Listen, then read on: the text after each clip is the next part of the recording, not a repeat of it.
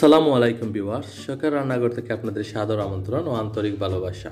সবাই কেমন আছেন জানি না, আলহামদুলিল্লাহ আমি অনেক ভালো আছি।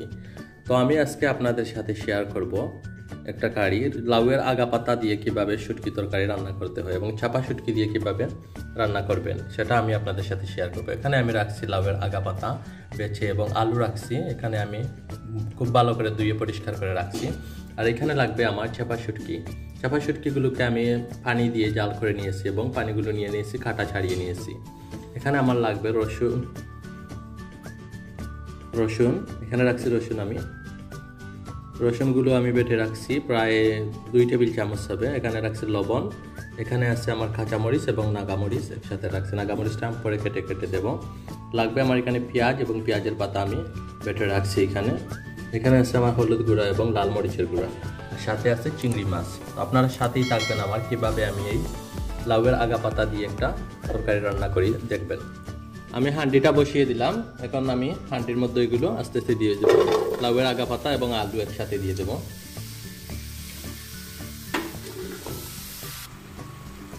আর পাতাগুলো দেওয়া হয়ে গেল, এখন আমি এর মধ্যে দিয়ে দেবো রসুন বাটা,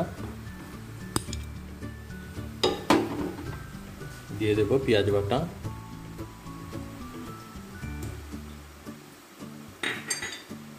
এখন দিয়ে দেব হলুদ গুঁড়ো এবং মরিচের গুঁড়ো একসাথে।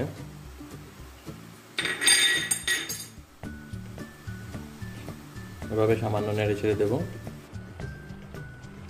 এখন আমি দিয়ে দেবো এর মধ্যে এই শুটকির পানিগুলো। শুটকি আমি অনেকটা নিয়েছি, সেই জন্য পানিটা একটু বেশি হয়েছে। এখন আমি আগুনটা বাড়িয়ে দেব। সবগুলোকে মিক্স করে নিয়েছি আমি, এখন এটাকে রেখে দেবো প্রায় 5 মিনিটের জন্য। দেখি ফিরে এলাম 5 মিনিট পর, আমার এগুলোর কি অবস্থা দেখি।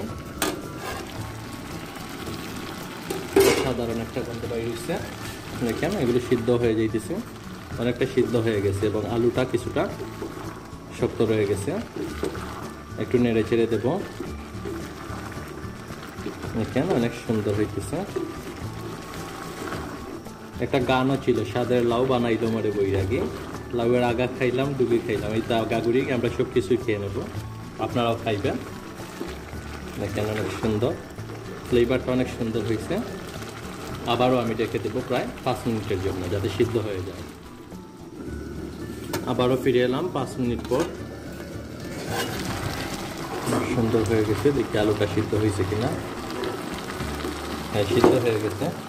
এখন আমি এর মধ্যে অ্যাড করবো ওই চিংড়ি মাছগুলো। ছোটো ছোটো চিংড়ি মাছ রাখছি আমি, ধুয়ে রাখছি, আগ থেকে লবণ দিয়ে অনেক সুন্দর করে পরিষ্কার করে রাখছি। এখন এর সাথে মিক্স করে দেব।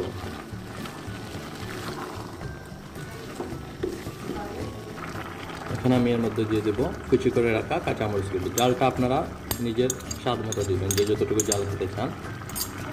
এখন আমি ডেকে দেবো প্রায় 5 মিনিটের জন্য। আবারও ফিরে এলাম, দ্বিতীয় অবস্থা।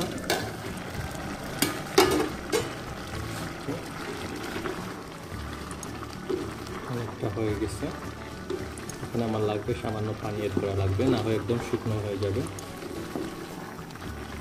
এখন আমি এর মধ্যে এড করবো পানি।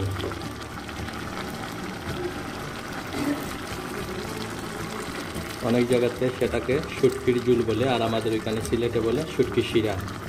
তো আপনারা যা ইচ্ছে বলতে পারেন, সমস্যা নেই। দেখি পানি কতটুকু করবো, আরও সামান্য লাগবে।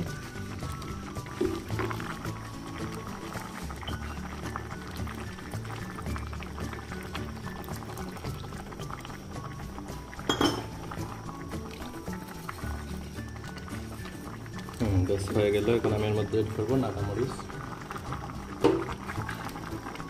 নাগামরিচটা আমি এইভাবে কেটে দিয়ে কেটে কেটে দেবো, না হয় হাতটা জ্বলবে। দেখুন নাগামরিচটা অ্যাড করতেছি জাস্ট একটু ফ্লেভারের জন্য, অনেক মজার একটা গন্ধ হবে, অনেক সুন্দর হবে দেখতে।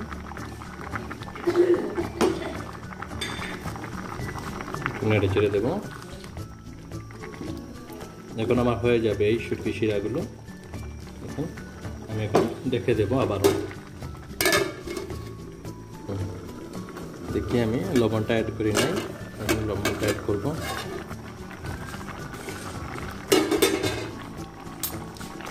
লবণটা হবে স্বাদ মতো।